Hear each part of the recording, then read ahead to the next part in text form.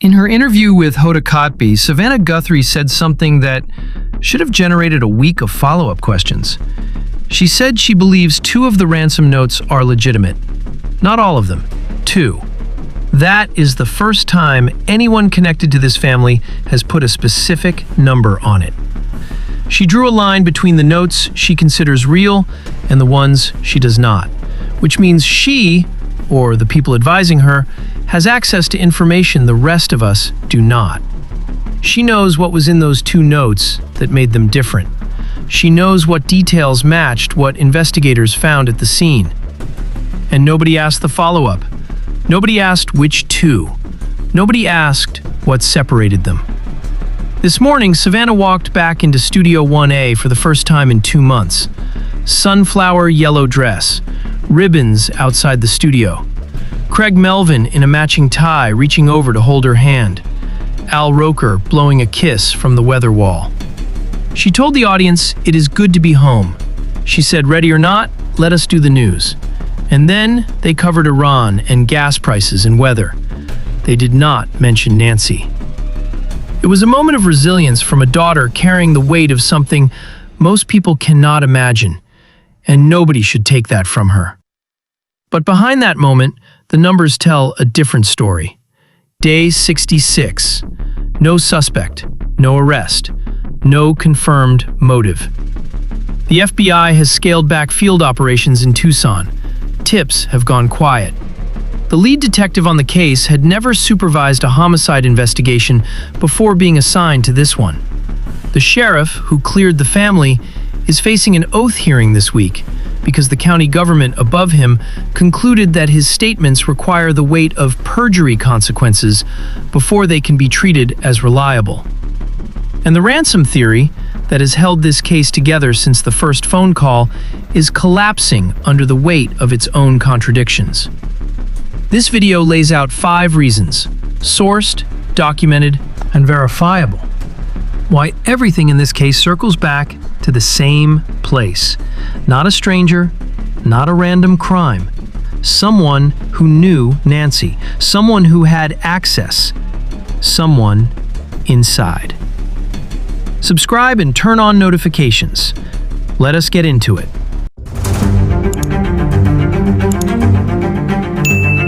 Reason 1. The timeline. At 5:32 p.m. on January 31st, Nancy requested an Uber from her residence. The driver picked her up and transported her to Annie and Tommaso's home for an evening of dinner and games. The driver cooperated fully with investigators afterward, turned over all in-car footage, sat for an extended interview. Authorities found nothing unusual about the ride. Nancy's demeanor was relaxed. It was a routine trip to her daughter's house. Here is the detail that matters. The Uber went in one direction only. Nancy took a ride share to Annie and Tommaso's house. She did not take one home. Tommaso drove her back. He controlled the departure time. He controlled the route. He controlled when Nancy arrived at her front door.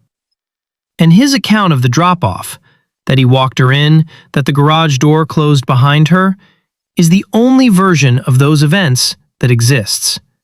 No camera captured it. No neighbor observed it.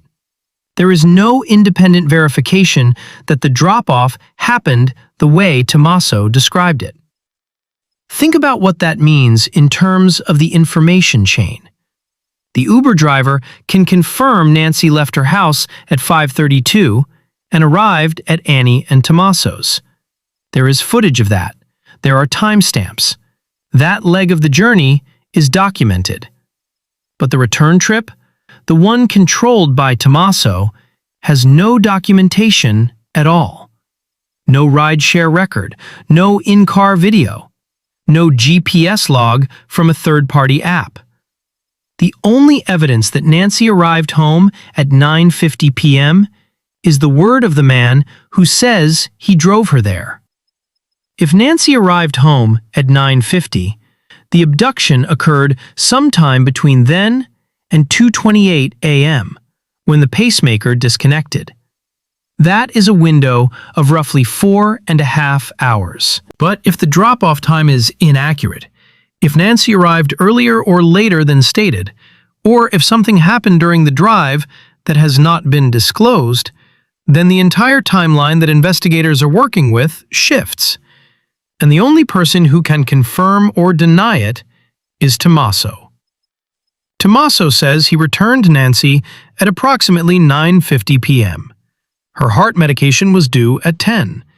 If she followed her normal routine, she would have taken the medication, removed her hearing aids, changed into pajamas, and been in bed by 10:30 or 11.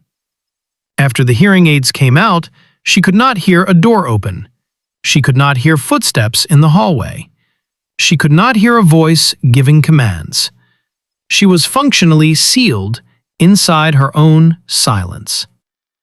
The doorbell camera recorded the masked individual at 1:47 a.m. The pacemaker disconnected from the phone application at 2:28 a.m. Between those two timestamps, 41 minutes, is the window in which the operation unfolded. Nancy was taken from her bed, moved through the house, and carried out the front entrance. By 2:28, she was far enough from her phone that the Bluetooth connection severed. And then, nothing. From 2:28 a.m. until approximately noon on February 1st, almost 10 hours, nobody in Nancy's family attempted to reach her. No phone call, no text message, no drive to the house that sits 4 miles from where Annie and Tommaso sleep. The family has explained this by saying Nancy was expected at a friend's house to watch a church live stream on Sunday morning. When she did not arrive, the friend called Annie. Annie called the sheriff. The timeline of discovery began. But the question remains.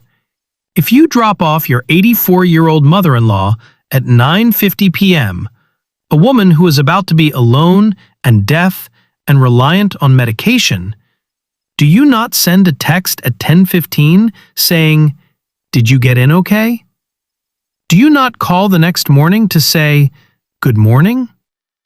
In most families with an elderly parent living alone, a good night check-in is automatic. It is not a protocol. It is love expressed through a 20-second phone call. And it is the one thing that would have shortened the discovery window from 14 hours to minutes. A single call at 10:15 p.m. Nancy does not answer because her hearing aids are already out. You try again at 10:30. Still nothing. By 10:45, you are concerned. By 11, you are driving to the house.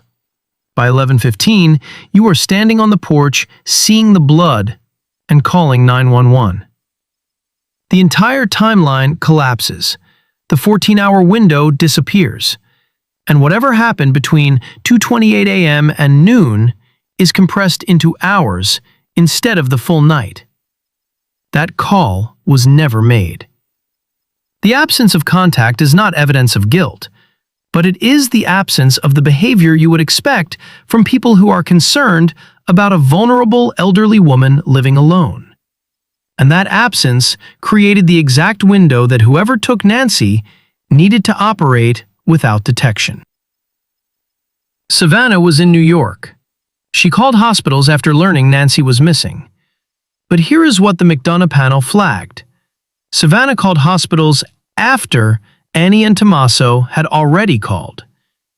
If the people on the ground, the people 4 miles away, had already checked with local hospitals, why did Savannah need to call the same hospitals from New York? Unless she did not fully trust that Annie and Tommaso had been thorough. Reason 2. The ransom as distraction. Strip the ransom notes from this case for a moment. Remove them entirely. What are you left with? An 84-year-old woman taken from her bed in pajamas. No shoes, phone left behind. Purse with cash left behind. Heart medication left behind. Nothing stolen. No signs of assault inside the home. Blood only at the exit point. Body removed from the scene. 3 weeks of prior surveillance. cameras neutralized. Property accessed through doors propped open with familiar objects. Without the ransom notes, this is a targeted elimination. A person removed from a home by someone who knew the property, knew the schedule, knew the vulnerabilities, and had no interest in keeping the target alive. The medication on the counter confirms that. If the goal was to hold Nancy and collect payment, the medication is the most important item in the house. 5 seconds to grab it. They walked past it. And the contents of the backpack reinforce that conclusion. The Ozark trail pack on the suspect's back was full, but the weight distribution was even and light. When the suspect leaned forward to place a container over the camera lens, the bag did not shift or pull him off balance the way a heavy load would. Whatever was inside was not tools, not restraints, not the standard equipment you see in documented kidnapping cases where the intent is to hold someone alive. The shape and weight were consistent with something flat and folded, fabric, a covering, a wrap. If you are transporting a living hostage, you bring zip ties and tape. If you are transporting a body, you bring something to contain it. The bag tells you which operation this was. The medication was on the counter. The backpack was shaped like a tarp. The purse was untouched. The phone was on the nightstand. Nothing was taken except Nancy. And she was taken by someone who did not pack for a hostage situation. They packed for a removal. Now add the ransom notes back in. What do they accomplish? They create an alternative narrative. They give the public, the media, and the investigation a framework that points outward, toward an unknown kidnapper, a stranger with financial motives, someone from outside Nancy's world. The notes redirect attention away from the house and away from the people who were last inside it. Savannah said 2 of the notes are legitimate. Those 2 contained crime scene specifics that had never appeared in any public statement, where certain items were positioned inside the house, which exterior fixtures had been damaged. Granular, verifiable information woven into a ransom demand. The person who composed those words either stood inside Nancy's residence on the night she disappeared or received a first-hand account from someone who did. You do not invent the precise placement of personal items inside a home you have never stepped foot in. One of the notes contained language resembling an apology. The sender expressed regret, said something to the effect that they did not realize Nancy's heart was this fragile, did not understand the severity of her condition. In the documented history of kidnapping for ransom cases, there is no precedent for a captor writing an apology to the family of the hostage. It does not occur. The psychological profile of a person who abducts an elderly woman at gunpoint does not include remorse expressed through written correspondence to the victim's family. That note was not composed by a captor. It was composed by someone with a specific audience in mind. Someone who wanted Savannah and her siblings to accept that their mother's death was an unintended consequence of a botched operation, rather than a deliberate act. Because if the family accepts the accident narrative, the investigation stays pointed at strangers. If they reject it, the investigation turns inward. The February 11th communication came from a different source entirely. This sender claimed to be a third party, not the kidnappers themselves, but someone with knowledge. They demanded a single Bitcoin in exchange for identifying the person responsible. And they claimed to have attempted direct contact with Annie and Cameron specifically, not Savannah, the 2 family members in Arizona. If you possess information about a kidnapping and you want to sell it, you contact a person with the largest public platform and the greatest financial resources. That is Savannah. You do not contact the siblings who are geographically closest to the crime unless you believe the answer is geographically close to them. The $1 million reward has been available for weeks. Combined with the FBI's contribution and an anonymous donor, the total stands at $1.2 million. Nobody has collected it. In stranger kidnapping cases, the reward almost always produces a witness. Someone in the perpetrator's life who heard something, saw something, noticed a change in behavior. A partner, a neighbor, a coworker.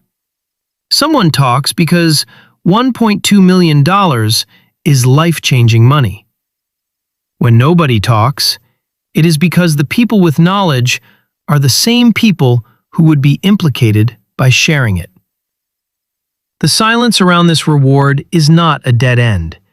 It is an answer. The ransom notes did not drive this crime. They decorated it.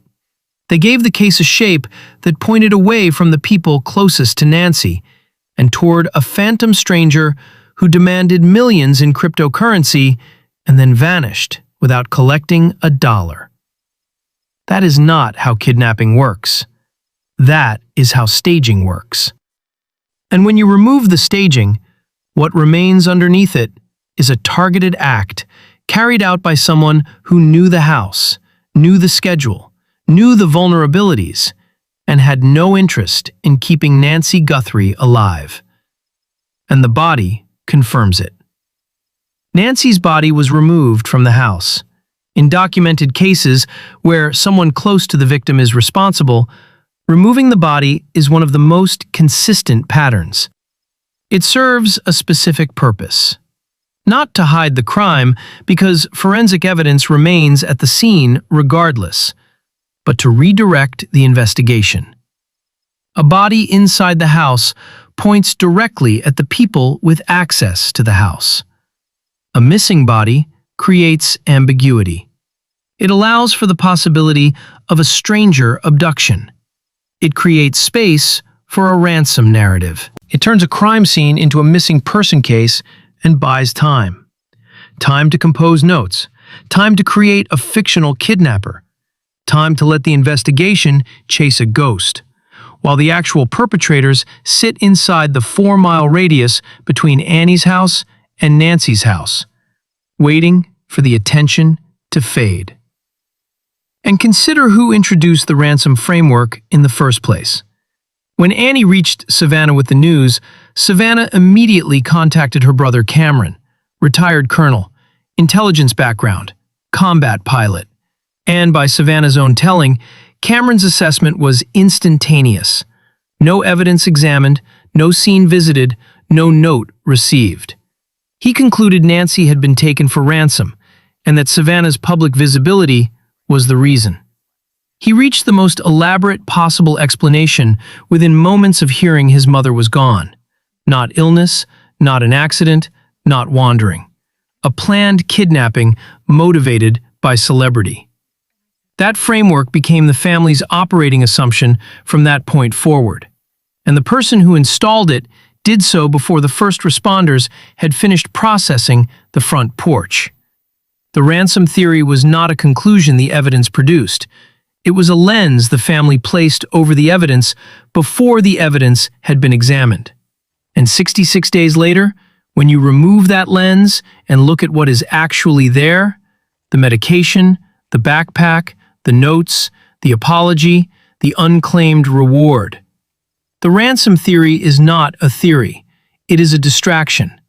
And what it is distracting from is sitting 4 miles away.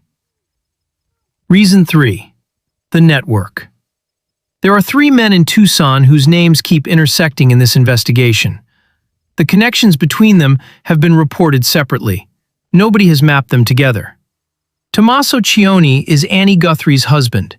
He has lived in Tucson for more than 2 decades. He plays bass in a band called Early Black, a group that has been active in the local music circuit for close to 19 years. He is the last known person to have been with Nancy on the night of January 31st. He drove her back to her residence, said he walked her in, said the garage door shut behind her. That is his account. There is no camera footage of the drop-off. No independent witness has confirmed it. Dominic Evans has played alongside Tommaso in that same group for the better part of 2 decades. Shared stages, shared rehearsals, shared green rooms. Evans carries a criminal record spanning burglary, robbery, theft, and embezzlement. The resume of a man who has made a practice of gaining access to places he was not invited and taking what did not belong to him. His build and height fall within the range the FBI published for the individual recorded on the doorbell footage. He lives a short drive from Nancy's neighborhood. Consider what Evans's specific criminal history tells you. Burglary is not a crime of impulse. It is a crime of access, knowing how to get into a structure, how to move through it without alerting occupants, and how to exit with what you came for. Robbery requires physical proximity to a target and a willingness to use force, or the threat of force. Theft and embezzlement require planning and sustained deception over time. That is not the resume of someone who stumbles into crime. That is the resume of someone who operates. And when you place that resume next to a bandmate of 19 years whose mother-in-law was removed from her home without a single sign of forced entry or struggle, the proximity between those two profiles becomes difficult to dismiss. The FBI published specifics about the suspect. Roughly 5'9" to 5'10", medium build, dark mustache showing beneath a face covering, carrying a backpack available only at Walmart, and a handgun holstered awkwardly on the outside of his clothing. No official match has been announced, but the agents who circulated that profile know who they are measuring it against. Whether Evans's proportions, height, and facial hair have been formally compared to that profile is a question that has received no public answer. Derek Kayla was arrested for transmitting a ransom demand via text message. That message referenced Bitcoin and used language consistent with someone who knew a ransom narrative already existed. But the message did not go to Savannah Guthrie in New York. It did not go to the FBI tip line. It went to Tommaso Cioni's personal cell phone. Kayla also placed a brief phone call to the same number. Authorities eventually classified his actions as a hoax, and he was released. But the central question was never answered. How did Derek Kayla have Tommaso Cioni's personal phone number? Kayla operates in the same Tucson music ecosystem, the same venues, the same circles. He had that number because he is connected to that world. And here is the framework that makes sense of all three. An operation like this, 3 weeks of surveillance, cameras neutralized, access points staged, a woman removed from a fortified home without a sound, does not happen without two distinct roles, someone who plans and someone who executes, the architect and the operative. The architect knows the house, knows the schedule, knows the medication timing, knows the hearing aids come out at night, knows the dog is gone, knows which weekends Nancy will be home alone. The operative knows how to enter a property, knows how to move through dark rooms, knows how to carry a person out a front door without leaving forensic chaos behind. These are different skill sets, different people. And when you look at who in this case possesses which skills, the distribution maps onto a triangle that sits inside one Tucson music scene. 3 men, 1 cultural orbit, 1 phone number, 1 missing woman. The person who is last with Nancy is musically bonded to a man with a history of breaking into homes, and a third man from the same scene sent a ransom demand directly to the first man's phone. That is not a coincidence sitting on top of a coincidence.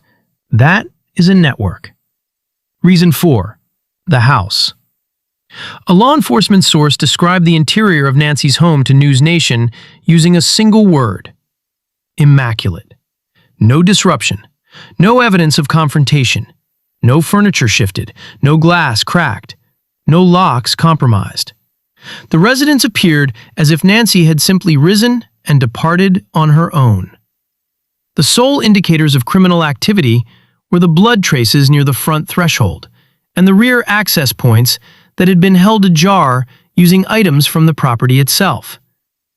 Those items were Nancy's own patio containers, ceramic, heavy, positioned at 3 separate openings: the rear kitchen entrance, the patio sliding access, and the lateral gate adjacent to the garage. Whoever placed them did it in darkness.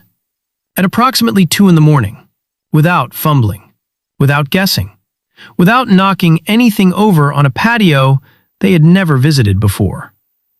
That does not describe a stranger.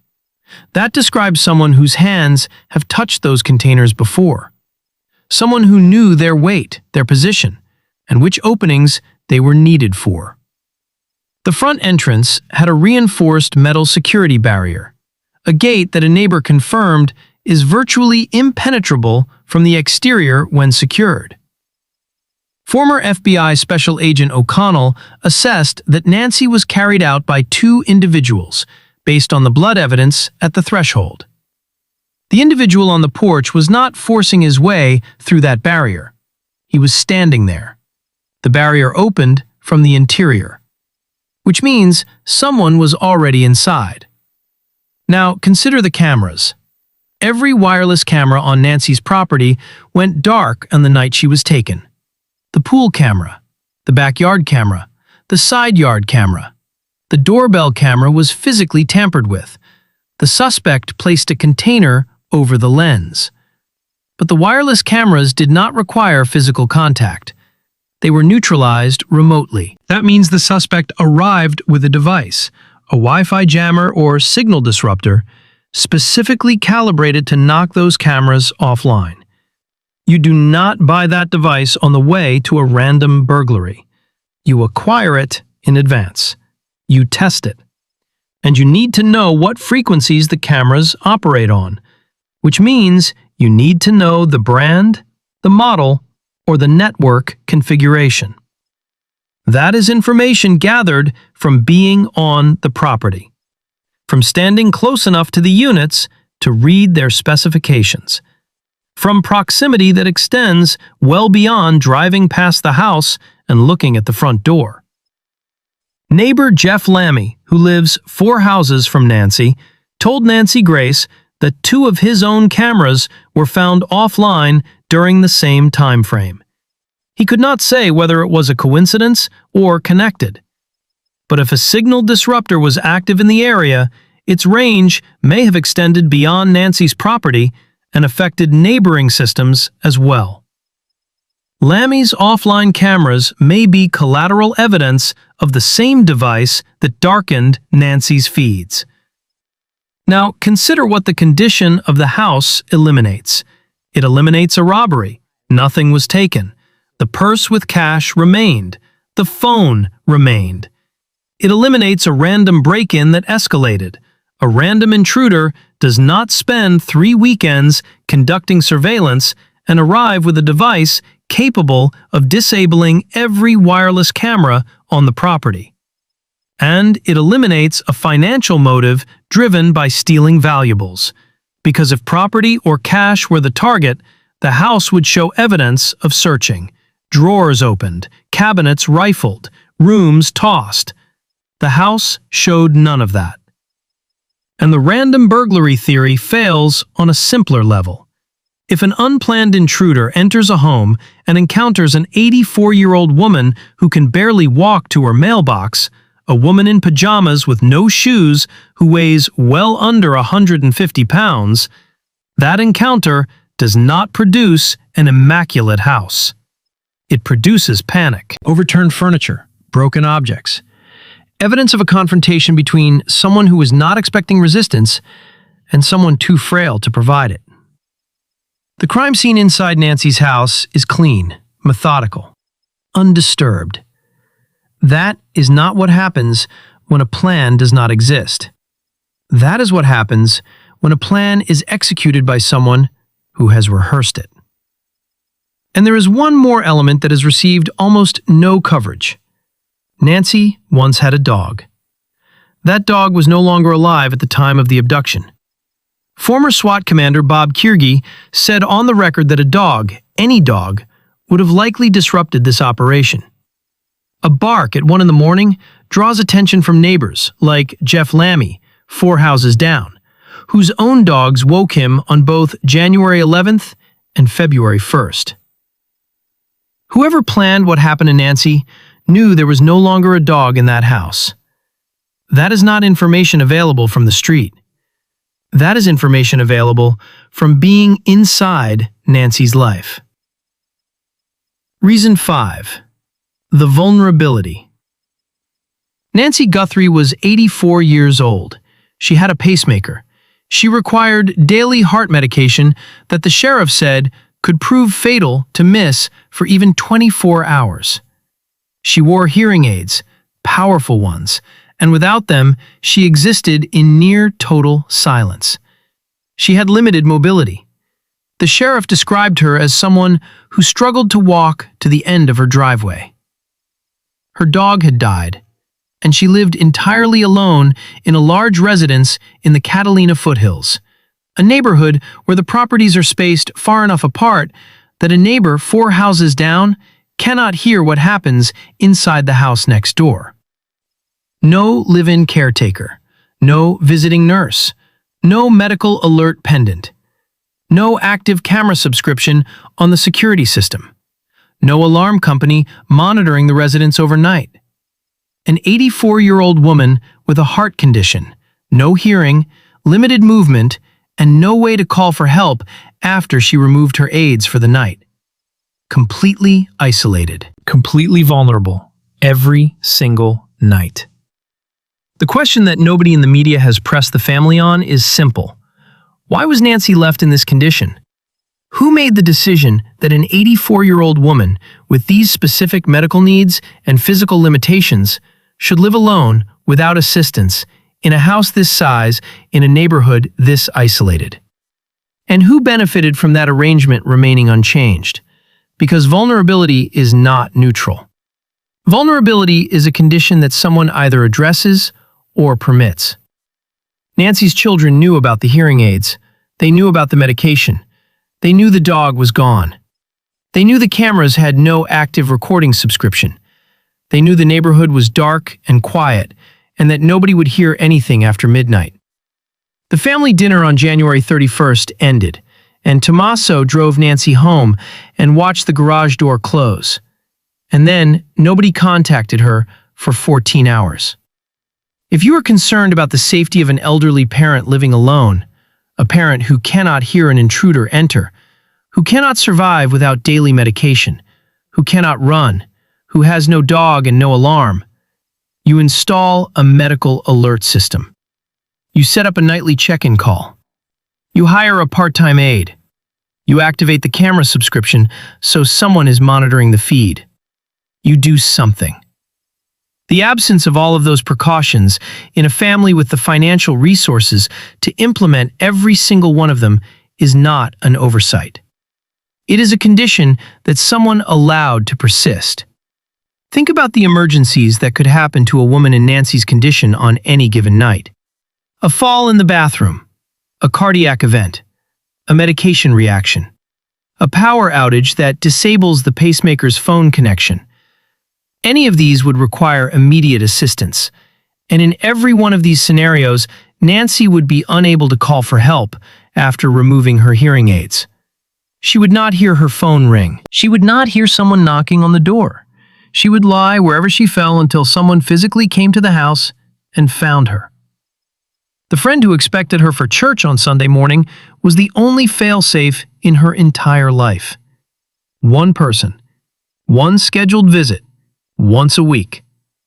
That is the entirety of the safety net surrounding an 84-year-old woman worth targeting. I am not saying the family created that vulnerability intentionally. I am saying the vulnerability existed. The family was aware of it, and whoever planned what happened to Nancy was counting on it. The hearing aids out, the medication on the counter, the cameras dark, the dog gone, the house silent, the nearest neighbor unable to hear. 14 hours before anyone would notice she was missing. That is not a set of unlucky circumstances. That is a checklist. And whoever wrote that checklist knew Nancy's life intimately enough to know every item on it. 66 days. The Joint Task Force remains active, but the FBI has repositioned its resources away from field operations. Genetic genealogy is processing the DNA mixture recovered from the property, a mixture that former agent Kotb described as potentially unsolvable given its complexity. The sheriff is scheduled for an oath hearing this week. A former prosecutor has called the investigation a clown show and said he believes the suspect is someone already known to the Pima County system. And this morning, Savannah Guthrie sat behind the anchor desk in a yellow dress and did the news while her mother's case produced no new leads, no new suspects, and no new answers. And while all of this unfolds, two additional details sit in the background. Annie Guthrie's car, the blue Honda CR-V, was seized by investigators and held for more than 40 days. It was taken to a specialized facility and subjected to what has been described as an exhaustive forensic examination before being returned. 40 days is not a standard processing timeline for a vehicle belonging to someone who has been cleared. 40 days is the timeline of investigators looking for something specific: fibers, biological material, trace evidence, inside a vehicle that was driven on the night Nancy disappeared. The car has been returned. What was or was not found inside it has not been disclosed, and photographs have surfaced on social media showing people at Nancy's house loading items into vehicles. Annie's CR-V was visible in the photographs. Boxes were being carried out. Nancy Guthrie has not been declared deceased. No death certificate has been filed. No probate process has been initiated, and personal property is being removed from the residence of a missing woman whose case remains open and active. The 5 reasons I just laid out are not theories. They are patterns drawn from confirmed reporting, on-record statements, and observable evidence. A timeline controlled by the family with a 14-hour gap that nobody has explained. A ransom narrative that collapses the moment you hold it against the medication sitting untouched on a kitchen counter. A network of connected individuals surrounding the last person to see Nancy alive. A house that tells you the person inside it was not a stranger. And a set of vulnerabilities that someone intimate with Nancy's life knew about and relied upon. Now I want to address something directly. Former FBI agent Jennifer Kotb recently listed 10 reasons she does not believe this case is matricide. She argued that if Annie or Tommaso wanted to harm Nancy, they could have simply tampered with her medication or smothered her, rather than staging an elaborate kidnapping. She argued the family did not need money. She argued Savannah clearly loved having Nancy on the Today Show. She asked why the family would need to conduct site surveys 3 times in January when they grew up in that house and already know everything about it. Those are fair arguments, but they contain an assumption that I believe is flawed. Kotb assumes that if the family is involved, the family did the physical act themselves. That is not what the evidence suggests. The evidence suggests an operation, planned by someone with intimate knowledge of Nancy's life and executed by someone else, the architect and the operative. Annie and Tommaso would not need to survey the house, but someone they hired or directed, someone like a bandmate with burglary convictions, would. Savannah did not need money, but someone in the Tucson orbit might have. And the reason you stage an elaborate kidnapping instead of tampering with medication is because tampering is the first thing investigators check. A staged abduction redirects the investigation toward strangers. Tampered medication points directly at the caretakers. The staging is not evidence of innocence. The staging is the reason it took 66 days to get where we are now. Kotb also pointed to law enforcement clearing the family, but the individual who issued that clearance, Sheriff Chris Nanos, is now scheduled for an oath hearing this week over questions about his professional history and management of this case. This is the same official who disputed the existence of physical evidence the FBI confirmed was recovered from the scene, who returned the crime scene to the family before federal processing was complete, who routed forensic samples to a private facility in Florida rather than the Bureau's own lab, whose county government took the extraordinary step of voting unanimously to compel him to report under oath because his unsworn statements were no longer considered reliable. A clearance is only as credible as the person who signs it, and the signature on this one belongs to a man whose credibility is being tested under penalty of perjury this week.